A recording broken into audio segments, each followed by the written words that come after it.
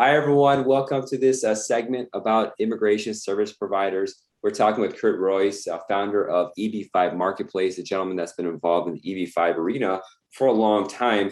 And it's a really difficult arena to be in because there's high stakes involved. So not everyone goes towards that. It's really complicated. It's really hard. There's a lot of money involved. So it's just like an area where you really need to have experts, both on the immigration lawyer that you get that's helping with the case, but also a really important part, which I think a lot of investors shy away from or put off, which is talking with an expert to analyze the investment, because the immigration lawyer is not supposed to do that. I mean, it's literally a crime to do that. I mean, that's something that gets you the SEC coming after you. So people like Kurt are wonderful in trying to educate us on what's going on, especially the investor. Kurt, thank you so much for coming on. Thanks, John. Nice to be here. So how did you get involved with EB-5? What's your background? Well, we got into EB-5 in 2012, 2013. I was helping someone in Colorado raise money for a ski resort that he was reopening.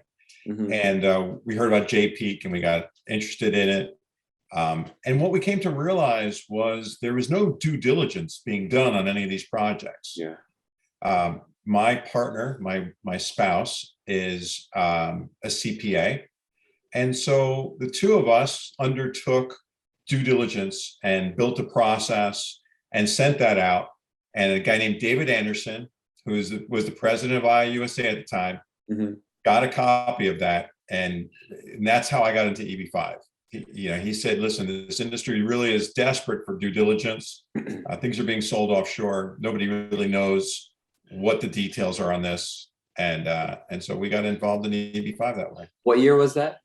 2013. 2013. And so from the last 8 years, it's been a roller coaster. I mean, obviously most people go for the regional center route, but now things have changed dramatically. How does the EB-5 landscape look right now? This is September 2021 for future viewers. Right. Up till June, we had 14 EB-5 regional center projects on our platform, which is called EB-5 Marketplace.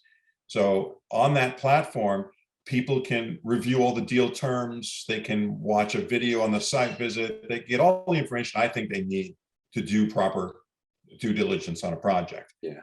But when the program did not get reauthorized on June 30th of this year, we pivoted to directs. Now, directs were 5% of the industry, and most of those directs were really people who wanted to start their own business. And that was a lot of failure in directs up to that point. Now, here we are, September.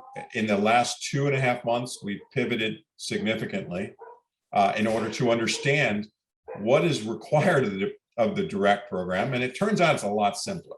So the direct program, which started really anew in June of this year, or July of this year, it was a different model. We recognized that, and we had done some webinars in the past with people like Clem Turner and Robert Devine, and we talked about, hey, could tech companies get involved in EB-5? Does it make sense? And some things I learned was, Robert Devine explained to me, the job creation aspect, we think it's 2 years in EB-5, but it's not.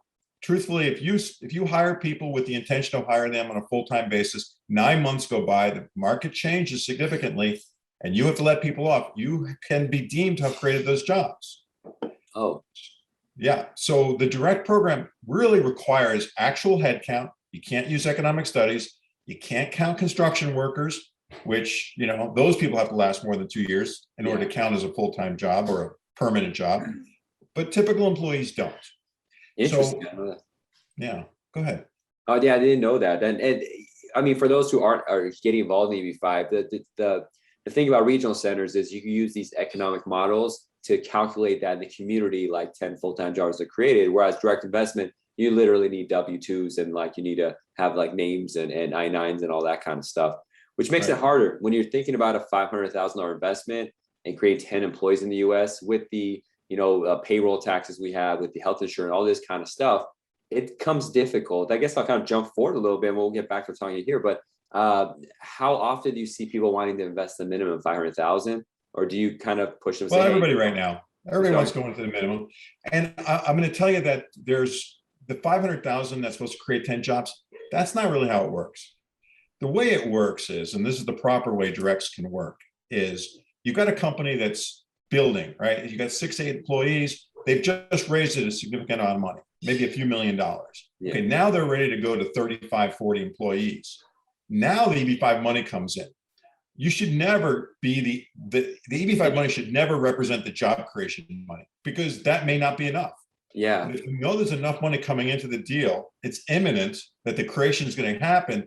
Now you bring in some EB-5 money, which would be considered cheaper money because the valuation would be lower because it would be the next round. So instead of it being a Series A round, let's just call it a Series B round. Mm-hmm. So it comes in a little later, but it's a lot more certain that the jobs will be created after that investment's made. That's an interesting way to look about it. Yeah, not relying on that money to be the game changer of the business. It's just an add along because the jobs are going to be created. Generally, that's going to help push it because other funds are coming in that are non EB-5.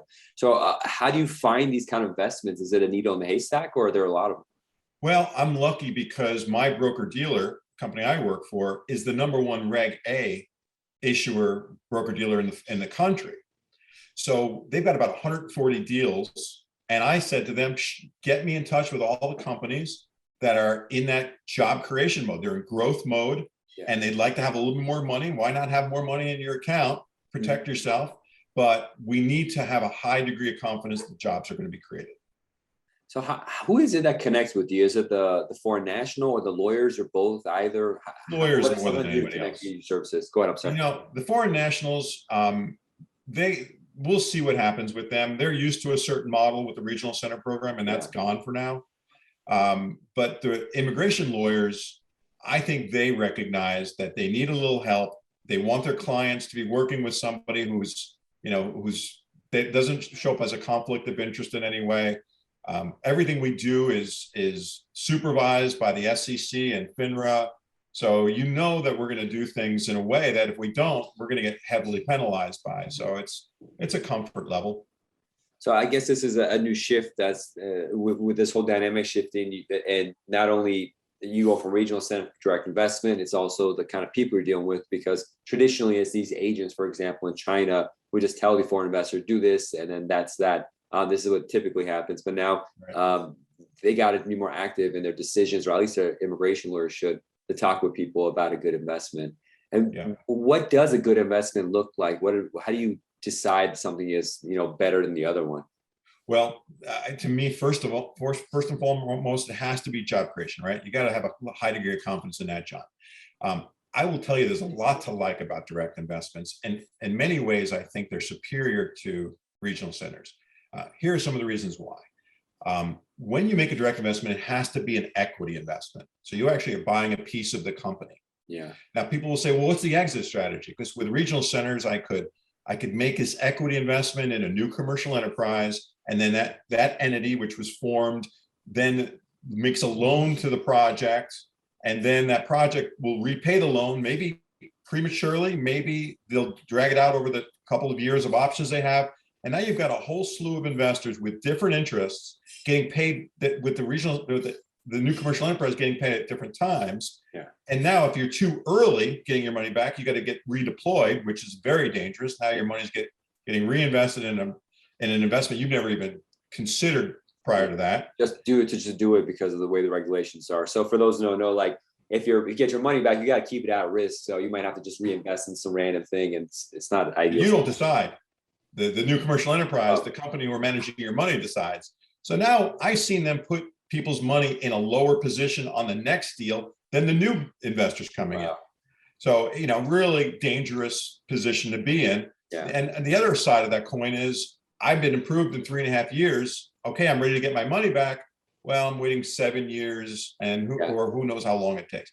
With a direct, if you make a smart and direct investment, you're making an equity investment in a business that you may believe in from a point of view of a private equity investment. Yeah. Now I own a piece of this business. Now I love manufacturing, by the way. Manufacturing is really lining up nicely for this program because we know that they're going to create the jobs. They may be at a point where they've already bought the building and they've put the equipment in, and now they're ready to ramp it up and they're going to create the jobs. So, okay, I love it.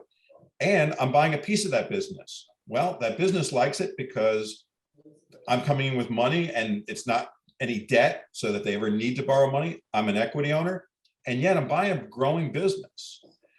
There's a lot of complications to a regional center deal. There just are. There's a lot of different players. You've got the new commercial enterprise, and you've got the developer, and sometimes they're the same. And then you got a regional center, and they're getting a piece of the action. A lot of people with their hand in the pot, and there's nothing left for the investor. That's why investors get a 0.5% on a deal that should be paying them in market rates 8 to 10%. Yeah. But in directs, you're going to get much closer to what's fair value. You're going to get it. You're going to get equity situation that would be on par, or like I said, maybe the next round in an equity raise. Very interesting. And, a lot of these foreign countries are going through massive inflation right now. So EB-5 is one of the best places to just park your money. And if they don't get the green card, which they probably will, just have your money in dollars as opposed to all these different currencies that are crashing and burning. I have one guy he's Iranian, and his son became a citizen. So we're filing that case through that. Because he's Iranian, these cases are taking forever, and the embassy and all this kind of stuff. And I say, you know what? Forget the EB-5. Just finish this case off through your child who's a U.S. citizen and just get the green card like that. But at the same time, Iran's had massive inflation. So that money he parked here a couple of years ago, EB-5, was like the best investment in his life because he kept it in his own local currency. Even if he kept it in a property in Iran, it's hard to even sell property. It's so difficult. So EB-5 has different ways of helping people, foreign people, to just be in dollars. Such a incredible. Well, certainly being in dollars has been a benefit to a lot of countries, right? South Africa, Latin America. But imagine also getting the benefit of a early stage growth firm that may, I got a couple entities right now. One is developing N95 masks. Okay, so they're starting a manufacturing plant. Another one is building a testing kit that is 98% effective and uses saliva to tell you if you have COVID, but it also tests a lot of other things. COVID actually just happened to fit into this guy's technology, this group's technology. And the rate of return on that deal might be 8x. You might be getting 8 times your investment on a deal like that. Now, listen, there's a lot to look at on a deal before you make any investment decisions, but it's nice to know that there are possibilities to be making a good rate of return. Yeah, between the inflation and these kind of opportunities for these foreign investors, it's almost like they're going to pick unicorns more than a U.S. investor would, just because of the dynamics of the money just jumping up. That's incredible. And what is the average kind of return like for these? I think you say you have 14 direct investments that you have, or as the regional centers. But these companies, what kind of rates do they expect of growth? It's hard to say, really. John, you got to be careful here because I don't know. Yeah, it's true. Right. We're very early. People will project some major rates of return. I think that, again, you got to come back to the basics. First, will it create the jobs? How much confidence can you have? You can get like 90% or 100%, like feeling that these jobs will be created. I can see it, so long as something doesn't happen here very quickly. Then the rates of return, you're probably looking at something in the high single digits, I would say. There's a company that created ransomware software. It detects ransomware. I love this product. I'm probably only looking for one investor. I think for that kind of deal, there's a big opportunity upside, but I would like to find the right investor who understands the technology and maybe would actually even be interested in being a partner with this guy who's created this software. And this guy's estimated to create 18 jobs. Okay, great. I mean, it could be a fabulous relationship there. And you mentioned partnership. I mean, if it depends on the company, it's always going to be different. But them having a foreign background, being wealthy enough to make this investment, they probably have the connections of home country where this company gets established in the U.S. can use that foreign national as a foothold to expand. But it's always about the immigration aspect first. Are you going to create the jobs, get the green card? Then it goes into the investment. And I've seen, I used to do EB-5 like 10 years ago. Now just tell them focus on the jobs. And once they got the initial green card, the jobs are created, their whole mindset then switches. Like, why is this investment? Like, why is this only 0.5%? I'm like, you knew for years this is the case. Now you all of a sudden getting frustrated about it. Like, the deal. But it's good to know there's some different perspective on it, that you could have a real investment, not just a loan that you give out that comes out with a de minimis amount return. That probably doesn't cover inflation, even in the US.